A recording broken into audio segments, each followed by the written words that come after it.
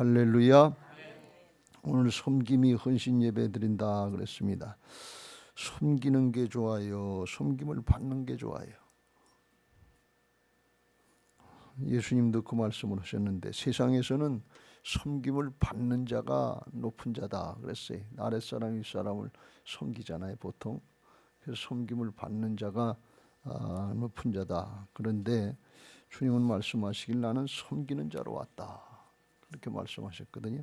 그래서 영적으로 하나님 나라 차원에서 보면 섬기는 자가 높은 자가 아니고 섬김을 받는 자가 높은 자가 아니고 섬기는 자가 높은 자고 더 훌륭한 믿음의 사람인 것을 믿으시기 바랍니다.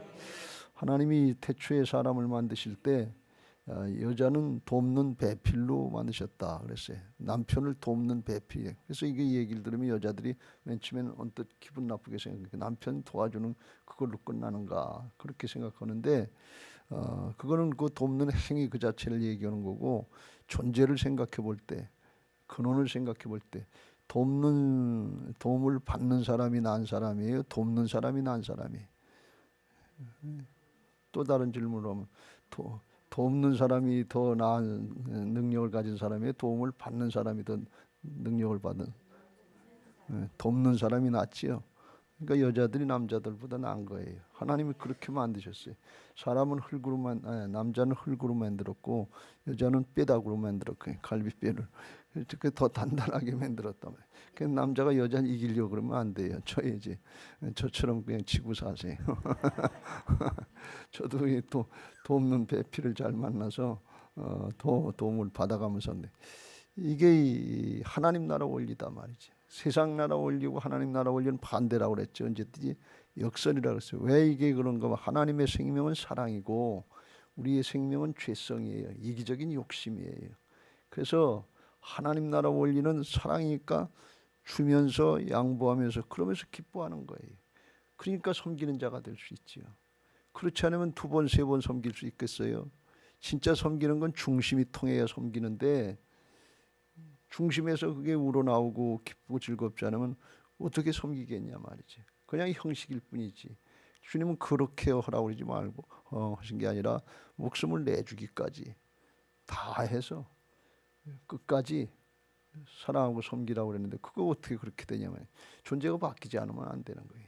우리는 거듭난 하나님의 자녀들, 하나님의 성품으로 존재가 기본이 바뀐, 본질이 바뀐 존재들로서 하나님의 말씀을 따라갈 수 있는 것을 믿으시기 바랍니다. 우리 섬김이들이 섬김의 모범을 보일 때 내가 어쩐 존재인가, 내가 무슨 일에 쓰임 받는가, 이거에 대해서 자부심을 갖고 일하시길 주의 이름으로 축원합니다. 예수님이나 하실 수 있는 거, 예수님의 제자들을 섬겨주시고 발도 닦아주셨다고 그랬잖아요. 그러니까 이게 자존심 상하는 일이라고 그러고 기분 나쁘리라고 그러면 어떻게 하겠어요? 아예 그거 발끝 냄새나는 발을 어떻게 닦냐고 종이나 하는 일을 갖다가 베드로가 그랬잖아요. 아예 내 발은 못 씻깁니다. 내 발은 안 됩니다. 그러니까 내가 네 발을 안 씻기면 너하고 나하고 상관이 없다. 관계가 안 맺어진다. 사랑의 관계로 사랑받고 사랑해야 되는 것을 믿으시기 바랍니다. 받아들여야 돼요. 기분 나쁘고 좋고가 없어요. 우리가 예수님의 사랑, 하나님의 십자가 부활의 복음의 사랑을 받아들여야 거듭나지. 받아들이고 은혜와 사랑을 깨달아야 그 은혜와 사랑을 전하지요. 우리가 만들어서 하는 게 아니에요. 내 능력이는 내 재주 가지고 하는 게 아니에요. 하나님의 것 가지고 우리는 전달자에게 통하게 흘러가는, 통과해서 흘러가게 흘려주면 될 줄로 믿습니다. 할렐루야.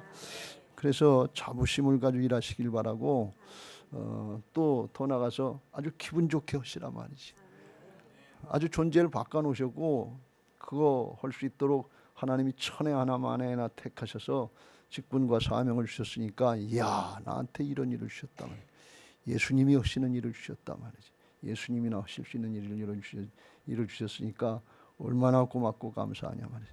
내가 미아주와 함께서 가장 잘 섬기는 자가 돼야지. 그렇게 기도하고 아주 주일날마다 또 섬기고 나누고 할 때마다 기분 좋게 얼굴에 만면의 미소를 띠시고 예수님 만난 것처럼 그렇게 하시길 주의 이름으로 축원합니다. 할렐루야.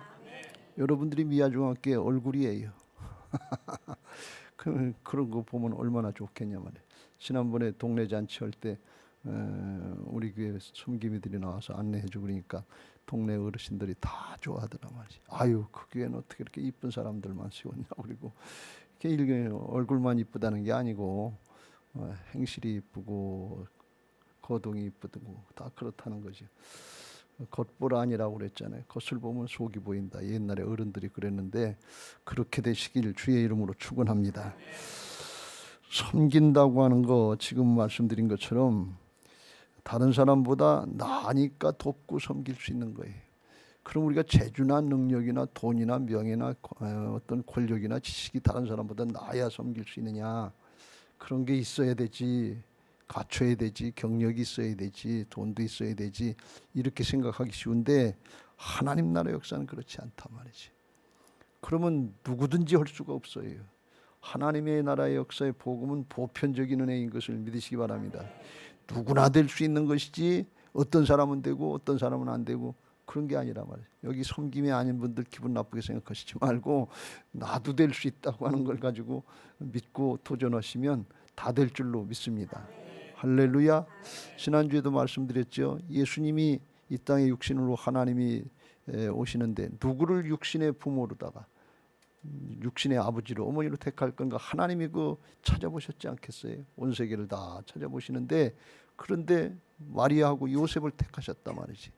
마리아하고 요셉은 시골 이스라엘 나라에서도 갈릴리 지방의 변방의 시골 조그만 마을에 그냥 처녀 총각, 평범한 처녀 총각이었어요.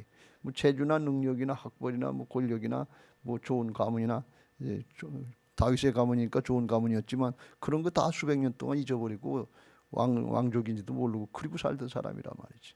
그런데 그 마리아하고 요셉을 택하셔서 예수님의 어머니, 천주교로 이야기하면 하나님의 어머니로 택했다고 그렇게 하셨으니까 재주나 능력 그거 가지고 있는 게 아니라 말이죠. 능력, 방법, 다른 필요한 것들, 이것은 하나님께 있는 것을 믿으시기 바랍니다. 뭐만 있으면 돼요? 믿음만 있으면 돼요. 따라서 순종만 하면 거듭난 사람들의 주인은 하나님이시라. 주의 말씀을 따르고 순종하면 주께서 붙잡고 일하시는 주님의 몸, 교회로 쓰임받게 하실 줄로 믿습니다. 할렐루야. 이게 하나님 나라 원리예요. 오늘 이 말씀을 오늘 잠깐 본 것은 요시야가 남유다 왕국의 16대 왕인데 나라가 거의 남유다 왕국도 망해갈 때쯤 왕이 된 사람이에요. 얼마 있으면 망하게 되는데 북쪽 이스라엘 왕국이 우상 숭배를 많이 하고 불순종하고 거역하다가 망했어요. 그러면 그걸 보고 본을 보고서 저렇게 하면 망하는구나, 나라가 망하는구나, 붙잡혀가고 포로 생활하고 피난 생활하는구나, 그렇게 하지 말아야지. 그리고 신앙을 잘했어야 될 거 아니에요. 남유다 왕국은 특별히 다윗의 후손들이니까. 그런데 그렇게 하지 않았다는 거예요. 여러분, 죄성, 이거 죄악, 세상의 욕심, 이거 만만하게 보지 말고 영적인 싸움을 잘 싸우시길 주의 이름으로 축원합니다. 옆에서 죽어나가는 걸 보면서도 그걸 못 고친다는 거예요. 나라가 망하는 걸 보면서도 못 고치는 거예요. 여야가 맨날 싸우는데 망하는 거, 안 되는 거 보면서도 못해요. 그냥 자기 욕심이고 조금도 양보를 안 하고. 그러니까 이 세상 욕심 가지고 인간적인 생각 가지고서는 안 되는 거예요. 그래서 하나님 앞에 우리는 날마다 내 안에 주님이 오셔서 주인 되신 걸 믿고 주님 어떻게 할까요? 여쭙고 주님이 말씀하시면 따르고 순종하려고 하는 착하고 좋은 마음 가지시길 주의 이름으로 축원합니다. 요시야가 그런 때 어려울 때 태어나서 나라의 모든 종교를 다 개혁하고 바꾸고 하나님의 역사를 이루는 그런 일을 했는데 어떻게 그걸 할 수 있었느냐 말이에요. 오늘 여기 보면 요시야가 왕이 오를 때 나이 8세라 8살밖에 안 돼. 8살 먹은 아이가 뭘 알겠어요? 그럼 뭘 배워가지고 하겠어요? 그러니까 이게 하나님이 준비해 주시지 않으면 어떻게 할 수 있겠냐 말이죠. 오늘 그래서 이 말씀을 요시야 왕 얘기를 하려고 하는 것이 아니라 하나님이 하시려고 한다 말이지. 하나님이 남유다 왕국 우상 숭배 많이 하고 불순종하면서 타락해가지고 음란해가지고 영적으로 육적으로 음란해가지고 망해가는 그걸 다시 한번 회개하고 돌이키라고 기회를 주시려고 요시야 같은 왕을 세워서 하나님의 은혜를 받을 수 있는 회개하고 돌이킬 수 있는 기회를 주신 은혜의 하나님, 사랑의 하나님이신 것을 믿으시기 바랍니다. 나중에 종교개혁할 때 보면 어제 아침에 살펴봤습니다만 어느 정도까지 타락했는가 하면 23장으로 넘어가면 6절 7절에 여호와의 성전에서 아셀의 상을 내다가 예루살렘 바깥 기드론 시내에 가져다가 거기서 불사르고 빻아서 가루로 만들어 가루를 평민의 묘지에 뿌리고 하나님의 성전 예루살렘 성전에서 우상을 내어놨다는 거예요. 예루살렘 성전에 우상을 갖다 놨다는 거예요. 여기 십자가 여기 있습니다만 교회 십자가 대신에 불상단지를 갖다 놨다는 거나 마찬가지예요. 다른 우상단지를 갖다 놨다는 거나 마찬가지예요. 그거보다 더 심한 거는 7절 여호와의 성전 가운데 남창의 집을 헐었으니 그것은 여인이 아세라를 위하여 휘장을 짜는 처소였더라 그랬어요. 바알을 섬길 때는 여사제들이 여창처럼 그렇게 성전 창기에 노릇을 했는데 아마 아세라는 이게 여자신이기 때문에 남창들이 또 상대해서 이게 동성연애가 될 수도 있고 여자들 상대할 수도 있고 그러니까 성전에 이런 남창들이 있었으니까 교회가 사창가냐 그런 얘기예요. 성전이 사창가냐 그런 얘기예요. 이게 얼마나 이렇게까지 남유다가 그렇게 됐다는 거예요. 북이스라엘은 그렇게 하다가 망했고 망하는 걸 보고서도 이렇게 됐다. 그러니까 이게 얼마나 끔찍하겠어요. 여러분 같으면 참으실 수 있겠어요? 우리 집에 그런 일이 있다 그러면 참을 수 있겠어요? 그런데도 하나님이 길이 참으시고 또 회개하고 그건 뭘 볼 거 있겠어요? 뭘 더 볼 게 있겠어요? 돌이키라고 회개하라고 요시야를 내보내서 기회를 주시고 또 기회를 주시는 하나님의 마음은 뭐냐 말이지. 여러분은 하나님의 심정을 붙잡으시길 주의 이름으로 축원합니다. 섬길 때 주님의 심정으로 하세요. 하나님의 심정으로 하세요. 나만 왜 이렇게 어려운 일을 시키냐 그러지 말고 나 같은 것에게 이 추운 날, 이 어려운 날 섬길 수 있는 기회 주셨으니 이거 보통 사람이 할 수 있는 게 아니잖아요. 예수님의 정신, 예수님의 마음 가지고 할 수 있는 거 아니에요. 내 존재를 바꾸시려고 하시는구나. 여기서 감사합니다. 이렇게 응답할 수 있는 사람이면 정말 섬김이 자격이 있는 것이고 예수님의 사람이 될 줄로 믿습니다. 하나님의 심정이 있다는 얘기예요. 그러니까 하나님의 심정을 깨닫고 하나님의 심정으로 하나가 되려고 하는 이게 철든 신앙이에요. 자식이 철이 들면 부모의 심정을 비로소 안다고 그러잖아요. 그전에는 자기가 옳다고 그러고 지가 잘했다고만 그리고 부모님의 은혜도 모른다 말이지. 근데 부모의 심정을 알고 은혜를 알기 시작하면 그게 비로소 철들자 죽는다고 사람이 늙어서 깨닫는다는 얘기인데 그러면 사람 된 거지요. 우리가 그리스도인 됐고 하나님의 사람이 되려면 하나님의 심정을 알아야 돼. 하나님이 이렇게까지 하고 참으시는데 그 백성들 중에 어렵고 힘들고 불신앙하고 우상숭배하고 하나님이 책망하시고 진노하시고 징벌하시고 그러면 하나님 살아계시면 나한테 이렇게 할 수 있고 우리 민족 하나님의 백성 삼으시고 이렇게 하려고 그랬어요. 광야 출애굽 1세들이 우리들 광야 가운데 구원해 주시고 출애굽 시켜놨으면 잘 살게 해야지 광야 가운데 죽게 하려고 그래요. 그리고 오히려 원망하고 불평하는 것처럼 똥싼 놈이 성질을 내는 것처럼 그러기 쉽다 말이지. 그게 인간의 죄성, 자기중심의 인간의 죄성이라면 자기중심이 아니라 하나님 중심, 말씀 중심, 상대방 중심으로 생명이 바뀐 것이 그리스도인이요 하나님의 사람들인 것을 믿으시기 바랍니다. 정체성을 분명히 해야 돼요. 그러니까 우리는 자꾸 옛사람인 줄 알고 내가 주인 노릇하고 나 중심으로 세상 중심으로 눈에 보이는 거 이거 가지고 판단하고 그러니까 이게 섬겨지지가 않는 거예요. 중심이 안 되는 거예요. 그렇게 되려면 주님의 심정으로 바뀌어져야 될 줄로 믿습니다. 먼저 얘기했습니다만 요시야가 어떻게 8살에서부터 시작한 사람이 자기 하나 신앙 바로 서기도 힘든데 종교개혁이라고 하는 이 엄청난 역사를 감당할 수 있었냐는 이건 보통 사람이 하는 게 아니에요. 아무도 사실을 할 수 없는 게 영적인 싸움이고 온 23장을 보면 아주 놀래 자빠질 정도에 이렇게까지 하나님의 백성들 하나님의 나라가 타락을 했는가 할 정도인데 그런데 그걸 어떻게 감당해? 사단과의 싸움인데 온 백성들과의 싸움인데 부정부패를 조금 바꾸려고 하는 거 제도를 조금 바꾸려고 하는 것도 이것도 힘든데 이게 이 종교 사상 이걸 바꾼다는 게 보통 어려운 일 아닌데 이걸 어떻게 했냐 말이죠. 그게 신기한 일이죠.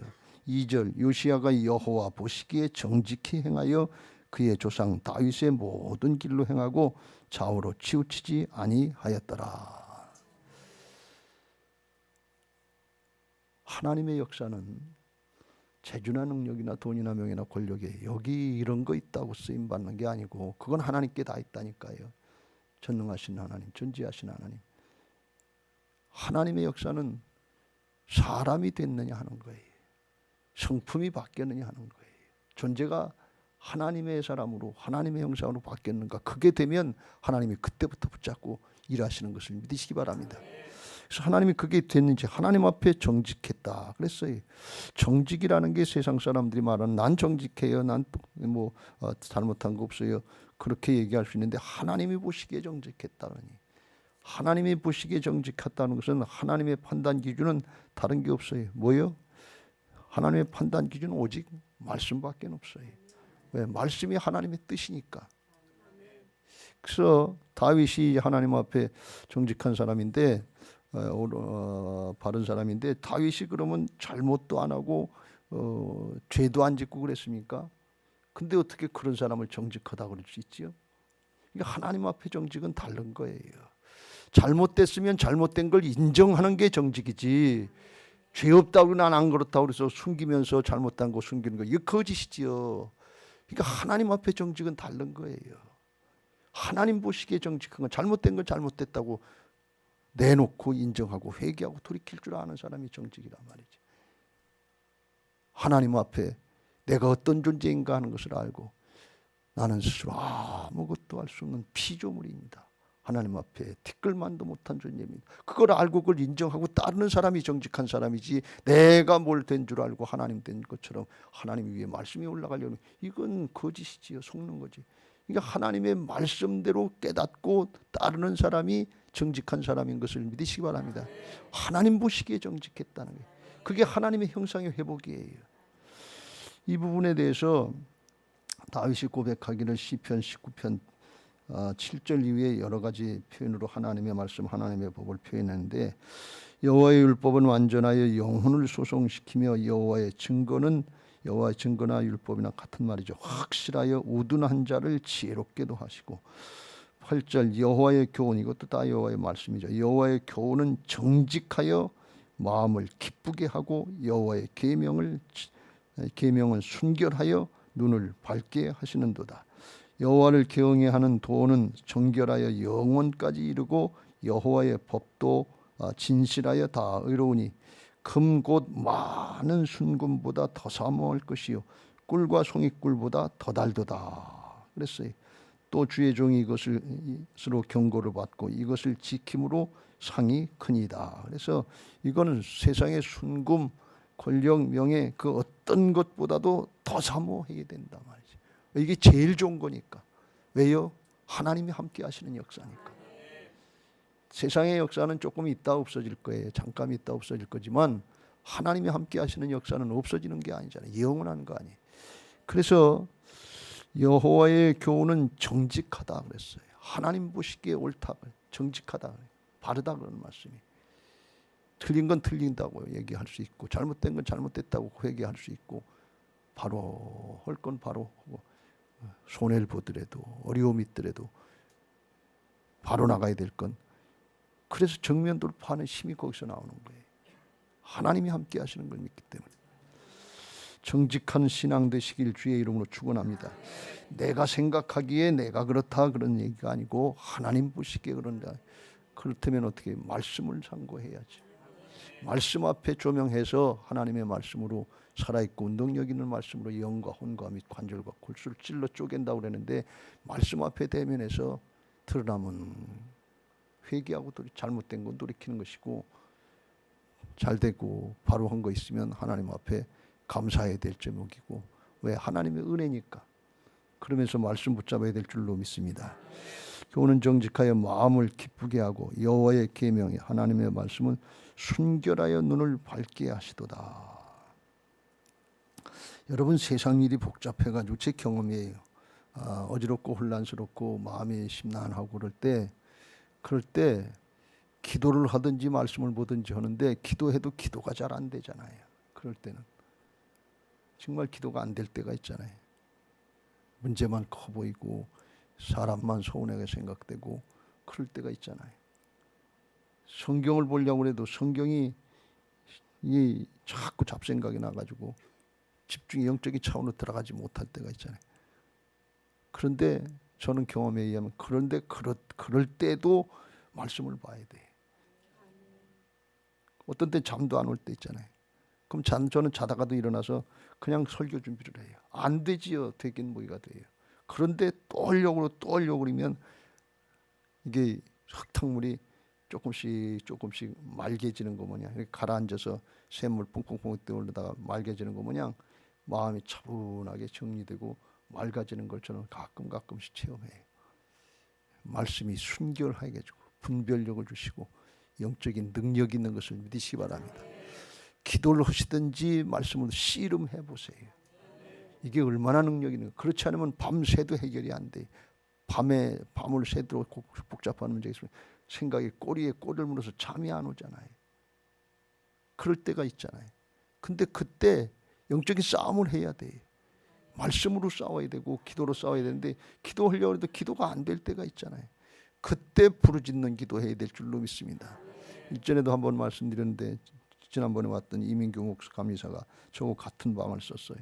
기숙사 같은 방을 썼는데 그런데 이 친구가 기타를 조금 잘도 치지도 않는데 조금 쳐요. 그럼 복잡한 일이 있으면 그 감신에 가면 옛날에 웰치 교회 있는데 거기 나가서 밤에 혼자 기타를 치면서 아는 복음성가를 그냥 소리를 고래고래 질러가면서 저는 직접 보지는 못하는데 자기 말로 다 그래. 고래고래 질러가면 그냥 냅다 질러대는 거예요. 질러대는 걸 잘해요. 일 스타일도 그래요 보면. 그런데 그러다 보면 어느 순간인가 바울과 실라가 빌립보 감옥에서 하다가 이게 문이 흔들리고 닫힌 문이 열리고 메인 것이 지진이 일어나는 거면 터져 나올 때가 있단 말이지. 그게 영이 터져 나올 때가 있어요. 혼에 가려서 생각, 판단, 계산, 이거 서운한 마음, 기분, 감정 이게 가려져서 영이 활동을 못하다가 그냥 부르짖어 기도를 하든지 부르짖어 찬송을 하든지 그러면 나중에 이게 터져 자아가 깨져나갈 때가 있단 말이지. 하나님이 원하시는 제사는 상한 심령이라. 브로큰 하트, 영이 혼이 깨져나갈 때가 있다. 그러면 생수의 강이 흘러넘치는 거예요. 저는 그렇게까지 해보지는 못했는데 말씀 가지고 씨름해보긴 했어요. 그리고 조용히 기도하면 하나님이 주님의 음성을 들려주시면 평강을 얻고 그러는데 말씀 가지고 씨름해보세요. 설교 준비하는 사람 아니면 묵상을 하세요. 이게 무슨 뜻인가. 이 성경 읽다가 여러분 통독들 많이 하시는데 통독하다가 이해가 안 되는 부분이 있으면 씨름하세요. 그냥 넘어가시면 믿음이 자라나질 않아요. 이해가 안 되는 것들이 많은데 이게 왜 그럴까? 이게 이해가 안 되는데 그럴 땐 그때 씨름하고 기도하고 이게 무슨 뜻입니까? 하고 앞도 살펴보고 이렇게 하고 저렇게 하고 자꾸 씨름을 하세요. 정 모르면 목사님들한테 와서 물어보고 그러면서 이걸 하나씩 해결해 나가는 깊이를 더해가는 그런 작업들을 하세요. 성경을 보면서 이게 성경은 하나님의 말씀이기 때문에 깊이가 이루 말할 수 없어요. 하나님의 깊이예요. 사람이 다 몰라요. 목사라고 다 아는 거 아니에요. 이게 설교를 해보면 옛날에 설교한 거고 똑같은 본문 가지고 또 해도 더 깊이가 달라요. 그렇기 때문에 그런 훈련들을 하면서 여러분들이 말씀을 하면 말씀이 우리의 혼적인 부분들, 육신적인 부분들을 자꾸 다스려 주시고 정리하시면서 성숙하게 하실 줄로 믿습니다. 그래서 섬기면서도 기쁘게 즐겁게 할 수 있게 예수님의 심정 가지고 할 수 있도록 그렇게 하게 하실 줄로 믿습니다. 요시야가 8살부터 왕 노릇했으니까 자기 하나 신앙도 감당 못하는 사람인데 이렇게 하나님의 놀라운 역사를 감당할 수 있는 그런 믿음의 사람으로 됐다. 정직한 사람으로 됐다. 그러니까 우리가 하나님의 일을 하면 나 하나 신앙 감당하는 게 힘들어요. 그런 시대가 됐어요. 지금 어지럽고 혼란하고 세상적인 유혹이 많은 시대이기 때문에. 그런데 그걸 넘어서 섬기는 일을 하려면 다른 사람도 감당하고 돌봐주고 하려면 더 성숙한 신앙이 되어야 될 줄로 믿습니다. 오늘 요시야의 말로 이야기하면 정직한 신앙이 되어야 될 줄로 믿습니다. 하나님 보시기에 정직, 하나님의 말씀이다 그러면 처서 복종시키고 나갈 수 있고, 그러면서도 기쁘고 즐겁게 하나님이 나한테 이런 일을 맡겨주셨단 말이에요. 하나님이 우리 교회 특별히 사랑하셔서 재정적인 부담을 주셨는데 이게 특별한 의미가 있다고, 그리고 문제에 집중하지 않고 하나님께 집중하면서 감사하면서 나갈 수 있는 이 믿음이 우리 교회에 주시려고 하나님이 축복하시는 줄로 믿습니다. 그건 믿음이 내 믿음대로 될지어다. 이건 뭐 세상 욕심을 얘기하는 게 아니에요. 하나님을 진짜 살아계신 하나님 믿고 신뢰하느냐 그렇지 않느냐 그래요. 이걸 하나님이 이제 만들어 주시는데 하루아침에 되지 않고 3절의 요시왕이 18째 해에 그런 거 보면 역대하에 보면 8년 지나서 16살 때부터 시작을 해서 이제 18할 때쯤 해가지고 거의 이제 종교개혁을 완성하는 것 같은 그런 모습을 말씀하고 있는데, 하나님이 조금씩 맡겨줘 보는 거예요. 하나님 앞에 진짜 그렇게 신뢰하고 따르고 하는지 조금 맡겨줘 보면 알아요. 그러면 바로 한단 말이죠. 하나님이 이를 테스트하시는 거예요. 물질을 맡겨주시든지 사람을 맡겨줘 보시든지 재주를 맡겨주시든지 지식이나 경험을 맡겨주시든지, 그럼 이를 가지고 하나님 앞에 바로 사용하는지, 이거 내 것처럼 욕심 부리고 조금 얻은 거 가지고 세상으로 가고 이기적인 욕심 부리면 그건 더 이상 쓰임 받지 못하는 거예요. 근데 그걸 가지고 하나님의 것인 줄 알고 하나님께 맡기고 기쁘고 즐겁게 쓰임 받으려고 그러면 조금씩 테스트를 하셔서 그게 되면 하나님께서 붙잡고 사용하시는 것을 믿으시기 바랍니다. 다윗도 그랬고 아브라함도 그랬고, 아브라함에겐 아들을 맡겨줘 보셨잖아요. 그리고서 25년 만에 얻은 아들 모리아 제단에 한번 바쳐봐라. 그러니까 즉시로 그 다음날 아침에 일어나서 제단 쌓고 3일길을 가가지고 칼을 뽑아서 죽이려고 그랬잖아요. 그러니까 하나님이 이제야 내가 나를 경외하는 줄 알겠다. 이제야 내 믿음 인정하겠다. 그리고 그때부터 하나님이 믿음의 조상으로 삼아주신 줄로 믿습니다. 다윗에게는 권력을 맡겨줘 보기도, 왕자리를 맡겨주시기도 했고, 또 뭘 맡겨주는가 하면 금은 보화를 많이 맡겨주셨잖아요. 전쟁에 나가는 곳마다 승리했는데 그건 내 것이라고 그러지 않고 하나님의 곳간에다 다 드렸단 말이에요. 성전 건축을 위해서 준비하고, 다윗의 고백이 역대상 29장에 보면 나오는데, 어떤 마음으로 드리는가 하면 어제 즐겁게 드리는 사람이 복된 사람이라고 그랬는데, 나와 내 백성이 무엇이기에 이처럼 즐거운 마음으로 드릴 힘이 있었나이까. 모든 것이 주께로 말미암아 싸우니 우리가 주의 손에 받은 것을 주께 드렸을 뿐이니다. 주님의 것 주님께 드렸, 주님 것 가지고 주님께 드렸습니다. 특별한 일도 아닙니다. 내 거 아닌 거 주님 것 가지고 주님께 드렸는데 뭘 그렇고 아깝고 인색하게 생각할 게 있어요. 그래서 기쁘고 즐겁게 드렸다는 게, 이게 다윗의 고백이에요. 이게 다른 거예요, 우리하고. 그러면서 고백하기를 17절에 나의 하나님이여 주께서 마음을 감찰하시고 정직을 기뻐하시는 줄을 아시나이다. 정직한 자를 기뻐하시는 줄을 내가 아나이다. 정직한 마음으로 이 모든 것을 즐거이 드렸사오며 이제 내가 또 여기 있는 주의 백성이 주께 자원하여 드리는 것을 보니 심히 기쁘다. 자기도 그렇고 백성들도 그렇고 한 걸 심히 기쁘다 말이지. 여러분, 예수 믿고 구원받으면 예수님이 구세주가 되시고 나의 주님이 되시는 거 믿으시죠? 내가 내 주인이 주님이시라는 거 믿으시죠? 그렇죠? 그러면 내 돈은 누구 거예요? 주님 것이요? 내 거예요? 주님 거예요? 근데 왜 아깝고 인색해요? 왜 기쁘고 즐겁지 않아요? 주님께 드리는데. 내 자식은 누구 거예요? 주님 것이요. 주님 앞에 드리는데 왜 아깝고 인색해요? 왜 내가 주장하려고 그래요? 주님이 쓰시겠다면 내놔야지. 내 경험도 지식도 모든 거, 권력도 돈도 명예도 주님의 것이다 말이지. 그러니까 주님께 드리는 거, 그게 주님의 것, 내가 주님의 것이니까 내게 속한 것도 주님의 것이라고 인정하는 게 이게 정직이다 그런 얘기예요. 그렇지 않으면 거짓을 따르는 거지. 나는 주님의 것이라고 그러는 척하면서 내가 가지고 있는 건 다 내 거예요. 그러니까 이게 앞뒤가 안 맞는 거예요. 그때는 정직하지 않으니까 하나님이 쓰시질 않는다는 거예요. 하나님이 정직한 신앙의 사람을 사용하시는 것을 믿으시기 바랍니다. 정직한 사람이 성경에 그런 사람들이 많지만 우리가 잘 아는 구약의 창세기의 요셉은 성품이 정직한 사람이에요. 정직하다고 표현은 안 됐지만 제가 가만히 생각해 보니까 요셉은 정직한 사람이다. 하나님 앞에 어떻게 이 큰 죄악을 범할 수 있겠습니까? 그렇게 표현도 나오지만 꿈꾼 얘기를 할 때 요셉이 똑똑하고 어렸을 때부터 지혜로운 사람이거든요. 12아들 중에서 11번째 아들 태어났는데 자기가 꿈을 꾸고서 12 곡식단이 다 이제 묶어서 서 있는데 형들한테 하는 얘기가 당신들이 묶은 곡식단들이 나한테 절하더이다. 그러니까 형들이 기분 나빠했어요. 그 얘기를 듣고 그를 더욱 미워하니 그랬어요. 그 얘기하면 형들이 싫어할 걸 모르지 않아요. 미련해서 이 얘기를 한 게 아니에요. 어려서 그런 얘기를 한 게 아니에요. 왜? 하나님이 가르쳐 주셨기 때문에.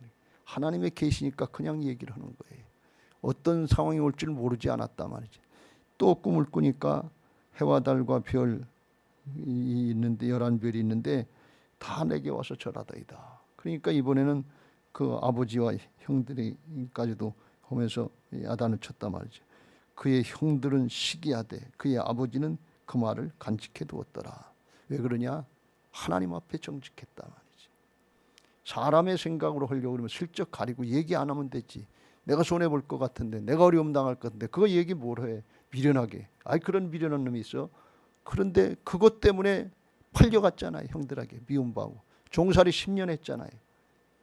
근데 거기서도 정직하게 했는데 보디발 장군의 아내가 유혹하니까 하나님 앞에 어떻게 큰 죄악을 범했냐고 뿌리쳤다가 강간미수범을 해서 감옥에서 또 3년 있잖아요.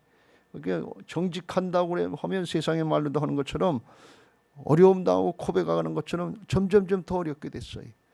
근데 나중에 보니까 하나님이 바로 왕에게 직통으로 가게 하시고 그리고 애굽의 총리가 됐다는 것이 아니라 나중에 그 과정을 통해서 요셉처럼 깨끗하고 순결한 사람 같은데 형들에게 대한 원수 미운 감정 이거 다 용서할 수 있도록 가만히 지금까지 살아보니까 45장에 가보면 하나님이 이렇게 하셨습니다. 하나님이 나를 앞서 보내셨습니다. 하나님의 일을 하려고 하셨습니다. 하나님의 성품으로 바뀌어진 거예요. 하나님의 구원의 역사에 쓰임받을 수 있는 사람으로 사람이 됐단 말이지. 사람이 돼야 하나님의 역사에 쓰임받게 하시는 것을 믿으시기 바랍니다.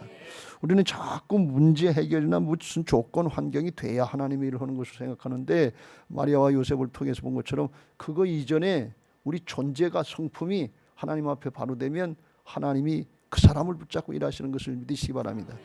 그러니까 여호와의 말씀대로 따르고 순종하면 하나님의 계시대로 따르고 순종하고 내게 주신 사명과 직분대로 따르고 순종하면 이거 손해봐요. 이게 욕먹어요. 이거 일 안 하면 절대로 욕 안 먹어요. 제가 김영희 권사님한테 늘 그 얘기 하잖아요. 총회장이 돼가지고 지금 정신없어요. 밥 해달라 뭐 하려 그냥 정신없는데 그렇다고 누가 잘했다고 칭찬하는 사람도 별로 없어요. 맛없으면 맛없다는 소리 나지 맛있다는 소리 얘기하는 사람 별로 없단 말이에요.